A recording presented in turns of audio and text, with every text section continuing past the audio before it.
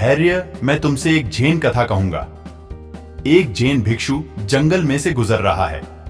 अचानक वह सजग हो जाता है कि एक शेर उसका पीछा कर रहा है, इसलिए वह भागना शुरू कर देता है।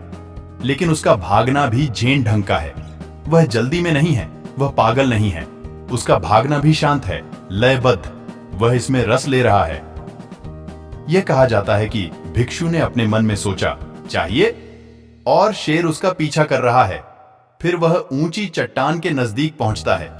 शेर से बचने के लिए ही वह पेड़ों की डाली से लटक जाता है। फिर वह नीचे की ओर देखता है। एक सिंह घाटी में खड़ा हुआ है, उसकी प्रतीक्षा करता हुआ। फिर शेर वहां पहुंच जाता है, पहाड़ी की चोटी पर, और वह पेड़ के पास ही खड़ा हुआ है। भिक्षु बीच में लटक रहा है, बस डाल को पकड़। दो चूहे, एक सफेद एक काला, डाली ही कुतर रहे हैं। तब वह बहुत जोर से हंस देता है। वह कहता है, यह है जिंदगी। दिन और रात सफेद और काले चूहे काट रहे हैं, और जहां मैं जाता हूं मौत प्रतीक्षा कर रही है। यह है जिंदगी। और यह कहा जाता है कि भिक्षु को सतोरी उपलब्ध हो गई संबोधि की पहली झलक।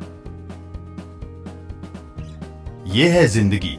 चिंता करने को कुछ है नहीं।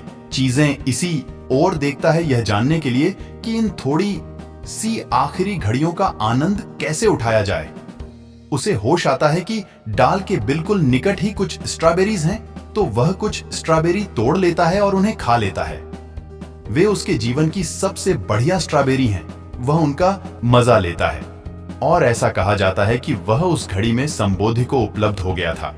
वह बुद्ध हो गया, क्योंकि मृत्यु के इतना निकट होने पर भी वह कोई जल्दी में नहीं था। वह स्ट्रॉबेरी में रस ले सकता था। वह मीठी थी, उसका स्वाद मीठा था। उसने भगवान को धन्यवाद दिया। ऐसा कहा जाता है कि उस घड़ी में हर चीज खो गई थी। वह शेर, वह सिंह, वह डाल, वह स्वयं। यह है धैर्य। यह है संपूर्ण धैर्य। जहां तुम हो उस क्षण का आनंद मनाओ, भविष्य की पूछे बिना। कोई भविष्य मन में नहीं होना चाहिए। केवल वर्तमान क्षण हो, क्षण की वर्तमानता, और तुम संतुष्ट होते हो। तब कहीं जाने की कोई आवश्यकता नहीं है। जहां तुम हो उसी बिंदु से उसी क्षण ही तुम सागर में गिर जाओगे। तुम ब्रह्मांड के साथ एक हो जाओगे। ओशो।